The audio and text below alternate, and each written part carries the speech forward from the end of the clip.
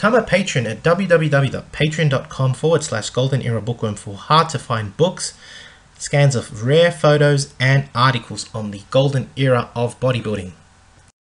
Hi everybody, Golden Era Bookworm here. Today I'd like to talk about some Silver Era routines that I've come across that were very good for athletes, especially in-season athletes who wanted to build bulk or power. Now, in a recent article I read written by Barton Horvath, he describes these excellent routines for athletes wishing to develop power without necessarily increasing their body weight, as well as a contrasting bulking up routine for athletes wishing to gain muscle. What stood out to me about this article was the application of these routines to in-season athletes.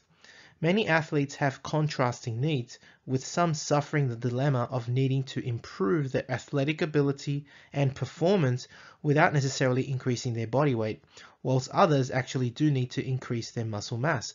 And therefore I thought presenting both routines was appropriate for in-season athletes. And I do hope that if you are an athlete preparing for your season ahead, that these routines can be of benefit to you. Enjoy. So first up, I'm going to discuss the power routine that is described in this article.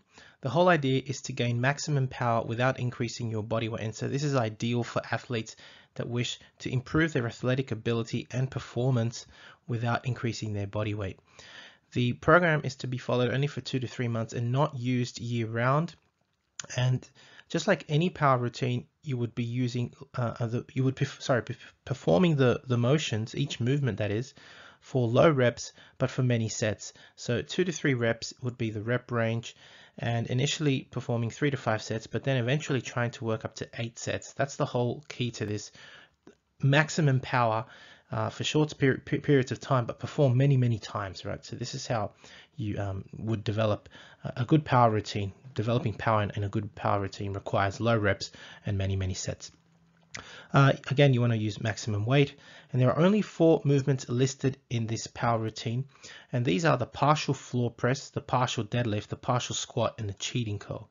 For the partial floor press, because this article was written in 1950, they talk about using 3-inch boxes on the floor, putting them on the floor, and then placing your barbell already with the weights obviously on them, and you would only be performing the last lockout, I guess, part of the bench press, because when you're doing a floor press, of course, it's very much like a bench press, and you're going to be pressing the barbell off a pair of 3-inch boxes, and so this raises the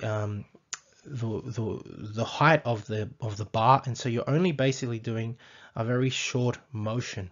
You're basically doing the lockout of the bench press, and so therefore the equivalent nowadays would be, for example, the bench press lockout done in a power rack. The next movement is the partial deadlift, again, which can be performed as suggested in the article off a pair of 1-foot boxes, or alternatively it can also be performed in a power rack. The third movement is the partial squat, where you would only dip as recommended in the article for about 10 centimeters. Again, you're basically doing a lockout squat movement, which of course can also be performed on a power rack nowadays. And finally, the last movement is the cheating curl, where you would use a maximum poundage for 4 repetitions for several sets. Because this is a program designed to really tax you and develop maximum power, it is very draining. You would only perform this program once every 5 days. Now, in contrast to the power routine, a bulk routine is also mentioned in the article for athletes, and this is especially useful for athletes that don't necessarily want to keep their body weight, but actually want to increase their bulk while they are playing their sport in season. And this ideally would be performed, this bulk routine would be performed during the start of the season.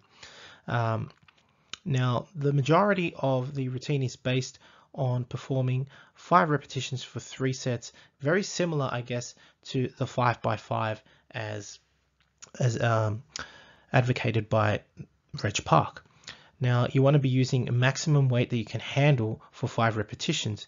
And the whole idea of this routine is to strengthen 3 regions, the true 3 seats of power in the body, and that is the lower back, the legs, and the chest. And again, just like the power routine, you're only going to be using very few movements, and in this case it's going to be 5 movements, being the barbell bench press, the barbell shrug, the repetition deadlift, the cheating barbell row, and the bench squats. Briefly, the barbell bench press is not going to be a lockout, it's going to be a full range of motion. Again, you want to do 5 repetitions of 3 sets. The barbell shrug, again a full range of motion, 5 repetitions, 3 sets. The repetition deadlift, I've put in brackets here bounce, because you do want the plates to slightly bounce on the floor.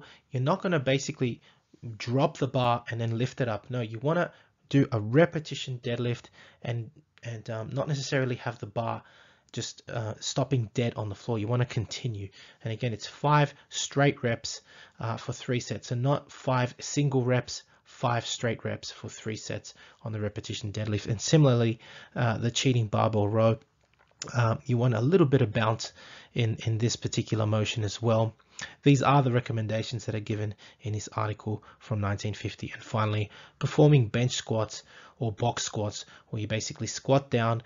As soon as you feel your butt hitting the bench or the squat, you come straight up, right? And this bulk routine is to be followed twice a week, for example, on a Monday or on a Friday. And of course, because you are looking at gaining bulk, gaining muscular mass, you want to increase your caloric intake. Now, if you're interested in learning more about old school bodybuilding techniques, head to www.goldenerabookworm.com. We've got several titles, some self-written and some out-of-print books and courses on old school bodybuilding. In particular, I've just uploaded Rib Cage and Chest Development by Reg Park, which describes his routine as performed in 1950. It's a fantastic ebook describing how he developed his rib cage, how he expanded his rib cage, and how he developed his thick musculature across his chest. Highly recommended.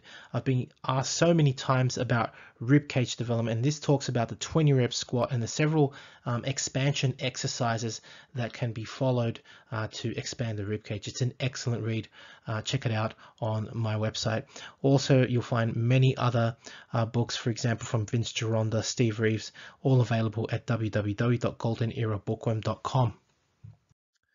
So I do hope you've enjoyed watching this video on 2 contrasting routines for athletes, one for developing bulk, one for developing power.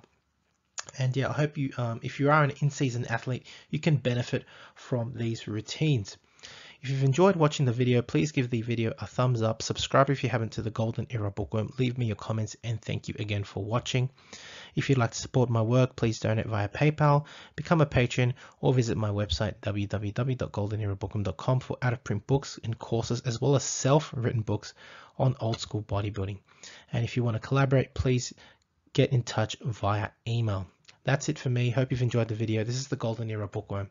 Bye for now. To take full advantage of my affiliation with NSP Nutrition and Old School Labs, please visit their respective websites and use codes GUB20 or Bookworm12 to get a discount off their selected products.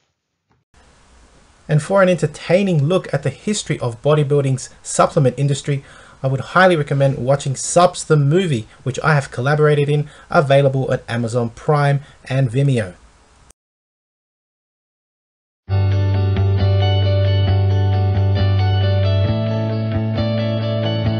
Hi everybody, I just want to recommend this phenomenal book, Vince's Secret Locker, volume number 2 by Carl Coyne.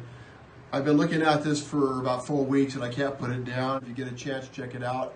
He also has a part 1 that I highly recommend also. Vince was the trainer to the stars and had an amazing, interesting gym that today there's still not equipment like it around. It was all made out of wood. He'll be on our radio show coming up probably in the next couple weeks or so. Have a great day, and again, highly recommend this book.